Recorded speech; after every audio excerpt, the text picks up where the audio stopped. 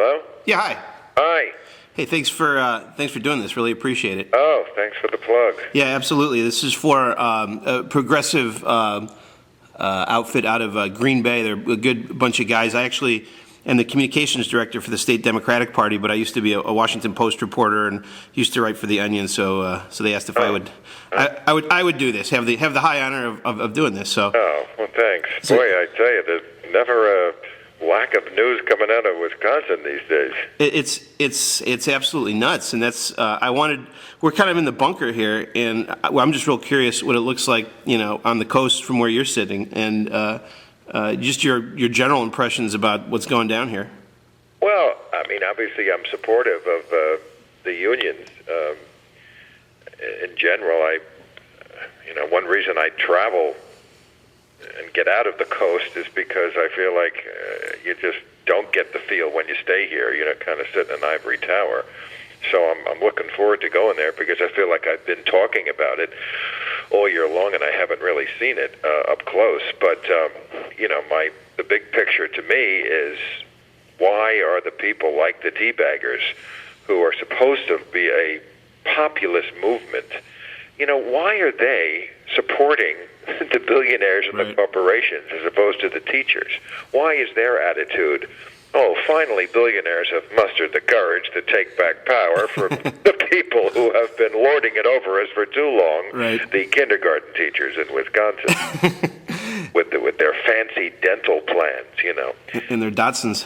Yeah, and their Datsuns, and the way they are able to pit working people against each other to make, it's just astounding how the Koch brothers, people like that, can make folks who don't have a dental plan not mad at the Koch brothers, but mad at somebody who does have a dental plan. that to me sums it all up, the problem that we have in this country.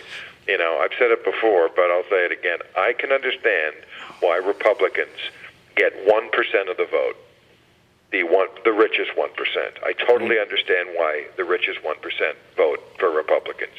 You'll have to explain to me, somebody will someday, why anybody else does. How they get 40-50% of the vote is beyond me. But I would, it's what I would call Joe the Plumber syndrome. Yeah, and he was on retainer here from the Koch brothers in fighting the recall movement and fighting all that's going on. Who Joe was? Yeah, we call him. We have a guy named Dave the Steamfitter who goes around calling him a gold bricking liar, and it's kind of fun. But I wondered what your first impressions on. You probably never had seen him before he got out of Milwaukee County. Your first impression of our governor Scott Walker, if you have any. Well, I don't understand that way of thinking. I don't know what he's like personally. I only know what I read in the paper and see on TV. I don't get a big impression of him. Is he a charismatic guy? Is that why he's fun? Is he personable? No. He's none of these things. Yeah, I don't feel that. And what he does certainly can't be popular with what is his approval rating now?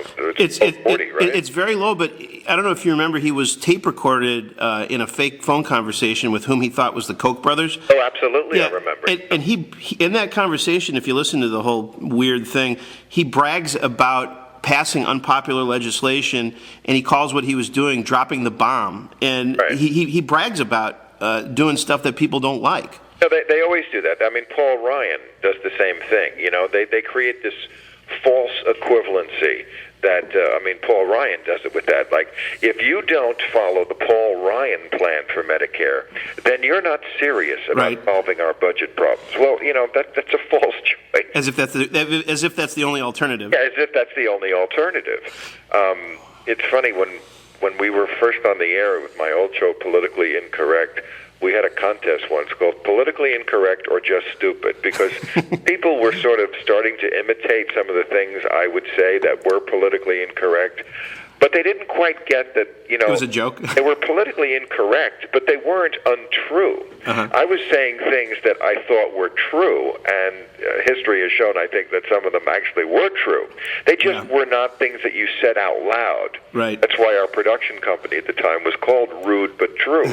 That's why you had to move to HBO, right? Why we had to move to HBO. But sometimes people, in trying to imitate what we were doing, would just say things that were stupid. Right.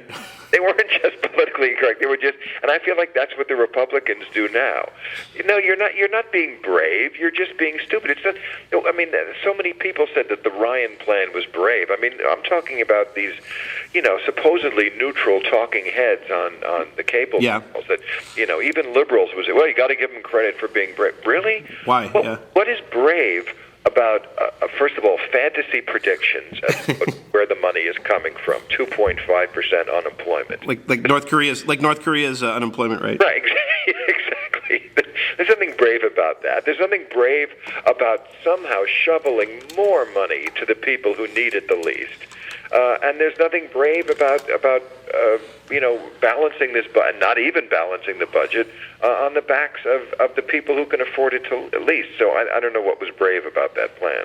We are in the midst right now of recall elections where we can take back control of the Senate. It's like 9 miniature congressional races going on all at once. We like to say that Wisconsin is where 2012 is happening now. Right. And these things are nutty, and I just wanted to run down with you some of the candidates that are up in the neck of the woods where you're going to be performing. On the Republican side, there's a guy named Bob Cowles who's heavily invested in porn. There's a guy named Dave Vanderleest who's a wife beater who tore out his wife's hair. There's a guy named Randy Hopper who dumped his wife for a young woman who ended up getting a job from Scott Walker. There's a guy named Kim Simak who is involved in wife swapping, spouse swapping. What is it about Republicans? The party of family values. Yeah, wife swapping, wife beating, child beating, mistresses, porn. I mean, it really sounds like our constituency. Right. It's a little more democratic, isn't it? Yeah, but does that? I am sure it doesn't shock you. I've heard you before, but does it shock you that they have a bunch of moral hypocrites standing for election on their side? It doesn't. Nothing shocks me anymore. But what continually surprises me is we did an editorial on it once. Is why the public chooses to punish certain behaviors, certain what they would call inappropriate behaviors. I mean, obviously, we're going through the Anthony Weiner situation now. Yeah, and we almost couldn't avoid that. He was supposed to come to our convention, and it was just for us. It was just like, now we can't even avoid Anthony Weiner is going to come to Wisconsin now. So we don't even know where he is. He's an undisclosed location. Yeah, I don't know. You're in LA. Where do they put those treatment places? Well, we had one in Malibu, but that was for liquor. That's promises. The only sex one I've ever heard of is the one Tiger Woods went to, which was in Mississippi. Oh, God. Yeah, right. Good. Well, God bless him. You're going to be in Appleton, which is also the home of Joe McCarthy. I wondered if you have any plans to go visit his grave or anything like that. I might. One of the things I like to do when I travel around the country is see the touristy sites. I mean, my view of the Kennedy assassination changed when I visited that site, and I think anybody who went there would too, because when you go there, you're struck by how small it all is. Right. You stand up in that window where Oswald was, and you go, fuck, I can hit him from here. Yeah. Well, and when the conspiracy people aren't trying to sell you monographs, right? Right. Yeah, exactly. I actually would like to see Joe McCarthy's grave. Yeah, and Harry Houdini also claimed to be from up there, even though he lived more time, I think, in Milwaukee. But I was thinking the other day when I was watching the Republican debate, did you see they asked Michelle Bachmann a question about singers? No. What did she do? Really, well, there's the kind of question that politicians hate because they have to actually think outside their prepared statements. They asked her, they were asking these ridiculous questions, like literally Coke or Pepsi. Do you have an iPod? I mean, an iPhone or a BlackBerry? Oh, God. This is a national debate on CNN, and they asked Michelle Bachmann something about who would you prefer to listen to, Elvis or Johnny Cash? And you know she's thinking in her mind, what will get me the most votes? Exactly. Okay, Johnny Cash was a drug addict. I can't say that because then we'll say I like drug. And Elvis, oh Christ, he fucking married a 14. So what did she say? The Statler brothers or something? Yeah, she both is what. And I thought, you know what, asshole, you're from Minnesota. The home of Bob Dylan and Prince. Right. Why don't you just back out that way? Just say, hey, I'm from a state that produced two of the greatest musicians ever. But it's a black person and a Jewish person. I don't think she would she would credit them. You know, her constitutional law professor is a white supremacist named John Eidsmoe, who the Tea Party was trying to bring up here to Wisconsin until we blew him out of the water. So I don't know why the national press hasn't talked about her ties to white supremacists, but I guess that's the national press. It doesn't seem like it's news. Right, it doesn't seem like it's news. Hey, one real thing, and I know you have limited time here, and it's something that I probably might regret asking, but this is a very Catholic state, very religious state. And I'm Catholic. I still go to Mass. I still take communion. I know I've seen your tweets. I've heard I get it. It's a very hard marketing problem right now we're having. But Paul Ryan, his budget appeals.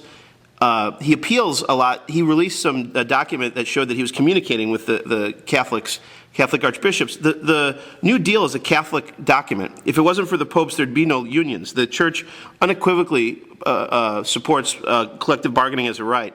How come these assholes get away with being Catholic a little bit, and then when they do everything else that's opposed to Catholic teaching or Christianity or whatever you put it, they end up skating?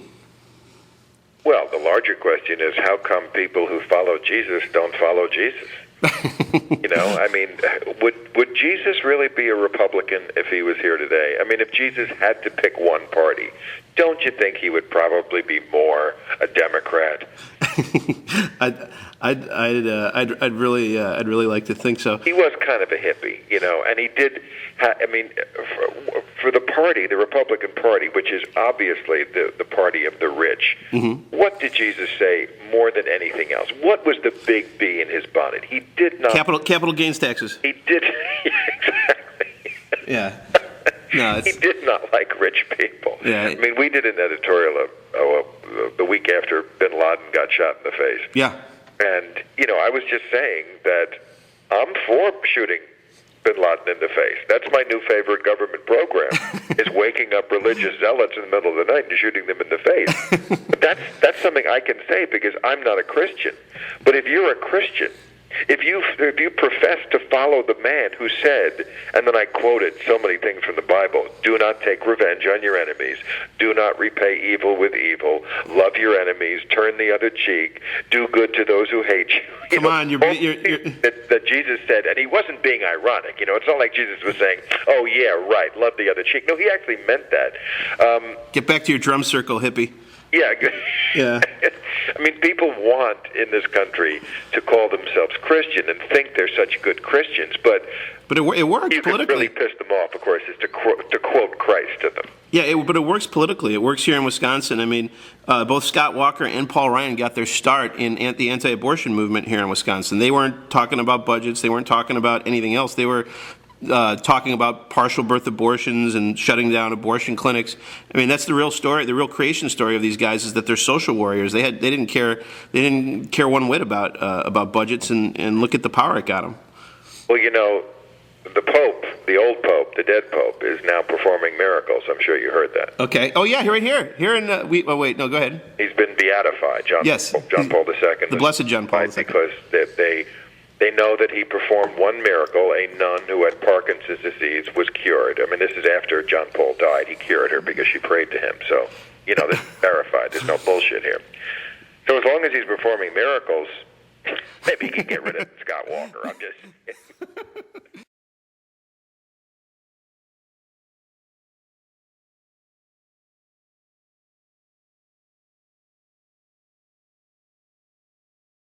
Hello? Yeah, hi. Hi. Hey, thanks for doing this. Really appreciate it. Oh, thanks for the plug. Yeah, absolutely. This is